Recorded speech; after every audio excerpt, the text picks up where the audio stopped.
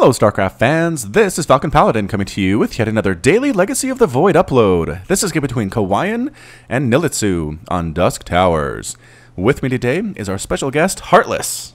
Hello, hello, how are you doing tonight? We're all doing just fine, if I can speak for my subscribers just a little bit. Again, for those of you who don't know, this is Hartless. He does daily Legacy of the Void casting on his own YouTube channel. I'll put a link here in the top right to direct you over there if you want more StarCraft 2 action, and who doesn't want more? I always want more, that's for sure. And let's go ahead before we get too far into this game and introduce the players. In the top side of the map, we have the Red Terran player. Representing Exile 5, it is Kawaiian. And spawning in the bottom left-hand corner as our blue Zerg. I gotta admit, blue's a cool color on Zerg. It is Nilitsu. Nilitsu. With some very happy stars around his base. Yeah, StarCraft stars, the Zerg flavor, actually. You know what I saw the other day was a Protoss who had, I want to say he had the Zerg version of the StarCraft stars around his Nexus. It was weird. Maybe he main Zerg or something. That was his way of telling us what he was doing. Okay. Yeah. So hatch first here from Nilitsu, fairly standard stuff in the PvZ, nothing to worry about there. Not as standard, obviously, in Wings of Liberty or Heart of the Swarm, if you're not too familiar with Legacy of the Void, but here, it is just fine. And the reason for that, my own pet theory here, let me know if this makes any sense to you, Heartless, is that what happened was you started with more workers, and so the Zerg was able to get enough minerals to throw down a hatch first a lot sooner than they could in Heart of the Swarm. However, the rush distance from the other base to the Zerg base remained the same. And so the time for a Protoss to come in and throw down some cannons and try to force a cancel on that hatch was reduced immensely, and it's just not as viable anymore. Yeah, I can get behind that. All right. I like it. And honestly, as a Zerg, I am a super fan because, man, I hated getting cannon out in Heart of the Swarm. It always made me so mad. I used to rage like Idra, man. I can see that. But, you know, it was a good strategy. Can't really kick Protoss too much for trying it out. Alright, so it is a 1-Rax expand with a Reaper on the way for Kawaiian, fairly standard in this particular matchup. What Nilitsu wants to do is get out maybe 4, possibly 6-lings and a queen and deal with this. Spawning pool's up. Is there anything ready to go? Yes, hatchery and 4-lings as predicted, as prophesied, and also a queen coming up at that expansion hatchery. You know, what I'm actually curious is, in between all these builds and everything we're talking about, is actually what Kawaiian's going to go for. One of the things I've noticed in the matches that I've casted of Kawaiian as of late from the spawning tool, I've casted a lot of Kawaiian from spawning tool. Great website. One of the things I've casted, though, is that Kawaiian is actually quite an aggressive player. And here we see a 3 barracks opening.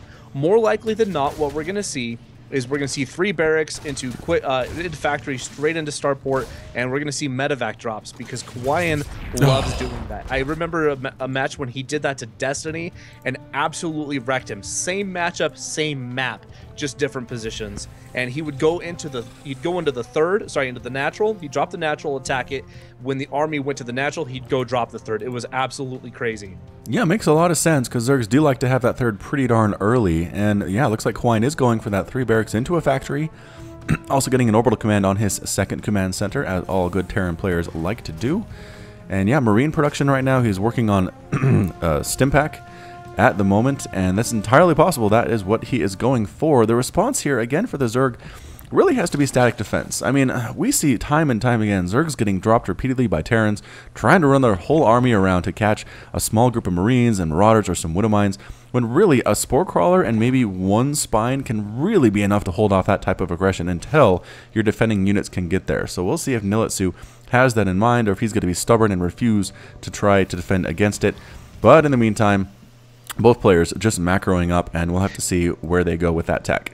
You see, I'm actually curious. I don't think Nilitsu knows what's coming because his vision, he's just now moving his Overlord into the main. He knows literally nothing that's going on right now in the base of Kawaiian. He has no idea this is coming.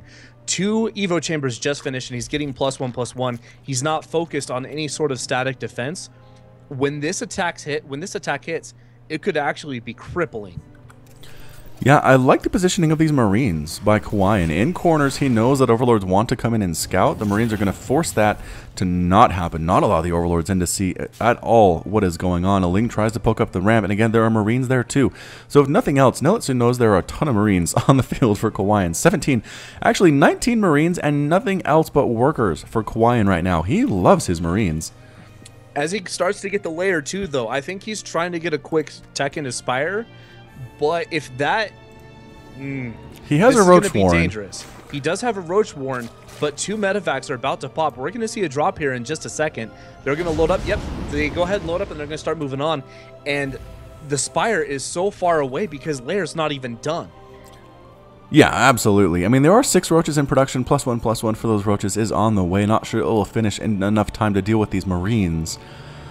But I think that's going to have to be the hope for Nilitsu. I mean, these Marines are going to be upset. They are going to have stim. They're going to be able to stim their way to victory with the Medivacs healing overhead, unless Nilitsu can do something about this. It looks like they're choosing to come around the left side, possibly drop into the third base and pop over to the natural, as you said. And again, no static defense here at all.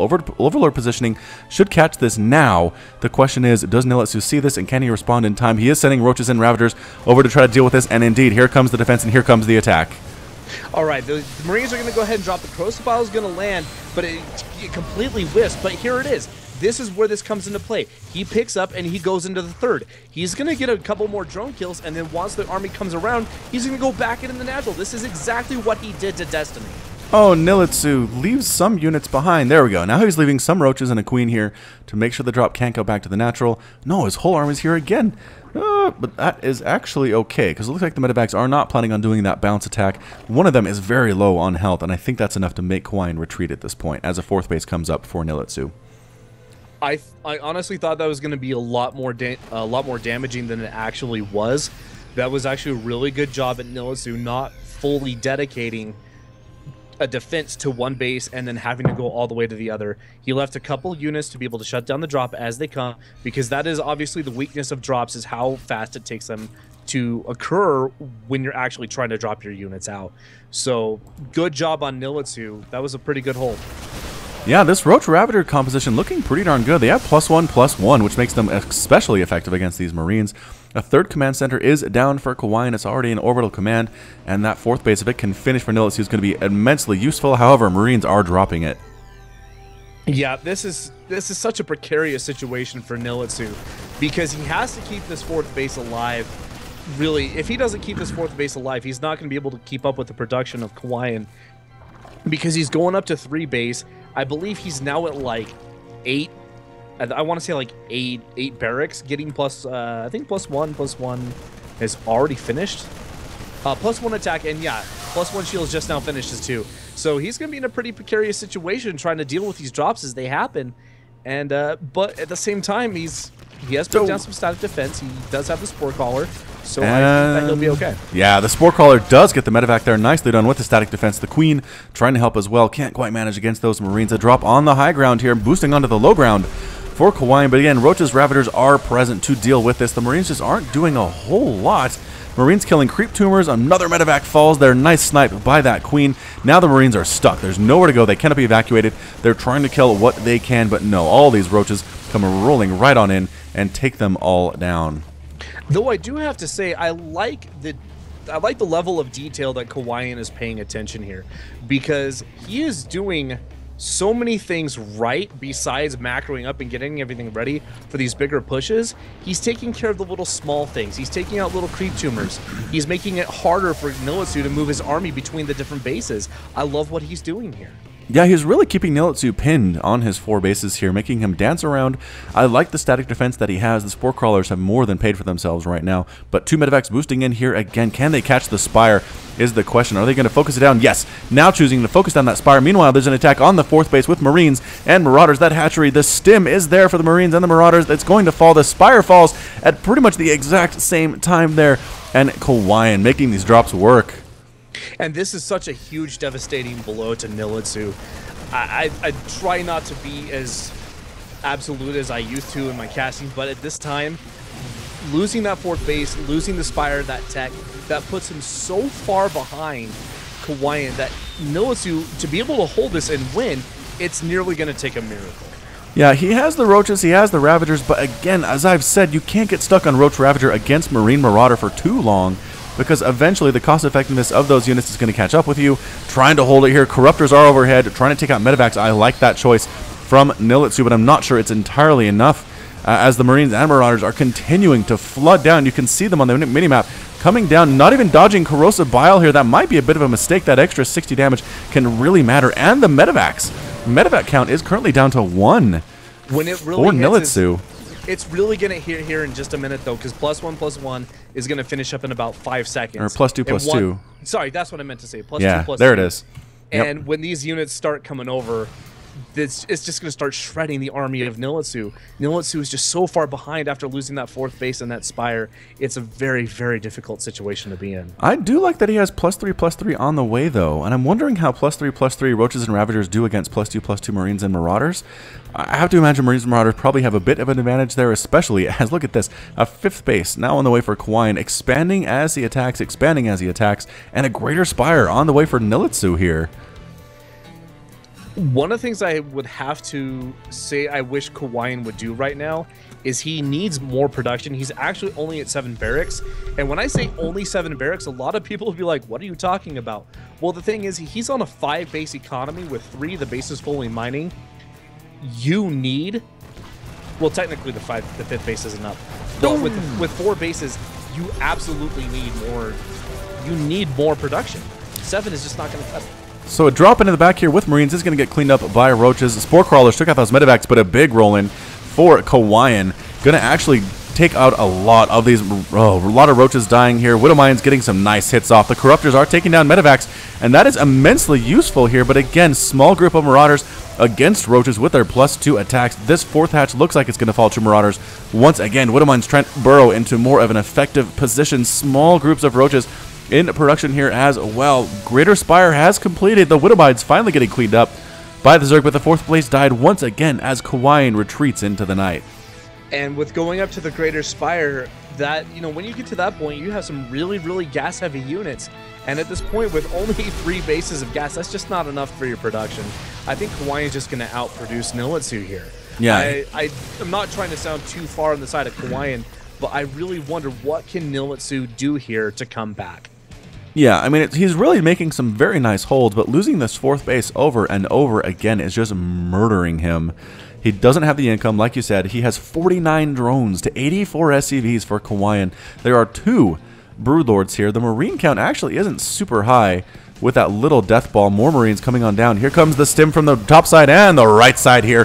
Broodlords trying to throw stuff down. No, both the Broodlords end up dead. 2 more Broodlords from behind, though, throwing down those Broodlings. Roaches in the back trying to use their DPS as necessary, and I just don't know how this is going to work here. It's very, very close.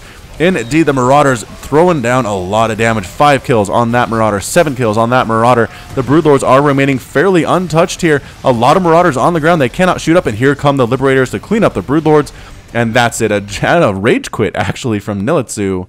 Kawaiian's victorious, and Nilitsu has left the game. Fantastic play by Kawaiian. Seriously, that was just so well executed. Nilitsu did so many things right. He held the initial drop, which was so good. But when that 4th base went down for the first time and he lost that Spire, that was so crippling in terms of time. And with how short these matches now become in Legacy of the Void, time is really of the essence. Absolutely. And stuff happens so fast. You're absolutely correct here. Again, what I liked from Kawaiian was the consistent pressure. This is how you play Terran against Zerg. Consistently send wave after wave after wave, drop after drop. Many Zerg players will crumble under that kind of pressure, especially if you're sniping off bases. It will really go well for you. I really think only the best Zerg players in the world can really handle this level of pressure and not eventually succumb to it. So well played by Kawaiian. Just excellent Terran display for all of you Terrans on the channel. But that's it from us. This has been Falcon Paladin and Hartless with yet another daily Legacy of the Void upload. You can find me on Twitter and Facebook, both at /Falcon Paladin. You can find Hartless on Twitch, Twitter, and Facebook at /HeartlessSC. And until next time, as always, thanks so much for watching, and you take care of yourself.